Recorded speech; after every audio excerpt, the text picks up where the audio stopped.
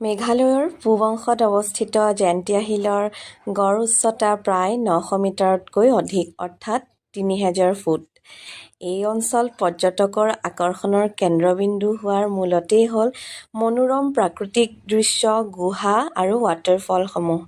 লগতে এই অঞ্চলসমূহ আচলতে কয়লা আৰু অন্যান্য খনিজ পদাৰ্থৰ বাবেও বিখ্যাত। আজি আমি চাবলৈ বুলি আহিছোঁ তিৰচি ৱাটাৰফল। যিহেতু আমি দুদিনৰ বাবে আহিছোঁ, গতিকে ফিফি ৱাটাৰফলো চাম, কিন্তু নেক্সট দিনা। বাটত আহি থাকোঁতে আমি দেখিলেই নহয়, ব্ৰেকফাষ্ট কৰিলোঁ আৰু এটা ভিউ পইণ্ট পালোঁ আৰু ভিউ পইণ্টটোৰ পৰা অলপ আগলৈ গৈ এয়া তিৰচি ৱাটাৰফল পালোহি। অকণমান সময় ট্ৰেকিং কৰিব লাগে, বহুত বেছিও নহয়, কিন্তু তাৰ পাছত যিখিনি সৌন্দৰ্য আমি উপভোগ কৰিবলৈ পালোঁ, সেই ট্ৰেকিঙৰ ভাগৰ একেবাৰে নোহোৱা হৈ যায় আচলতে।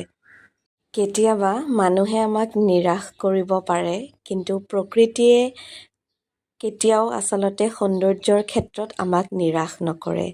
তিৰচি ৱাটাৰফল চাই আহি অলপ আগলৈ আহিলোঁ, এখন নৈ দেখিলোঁ। নৈখনৰ নামটো মই পাহৰিলোঁ।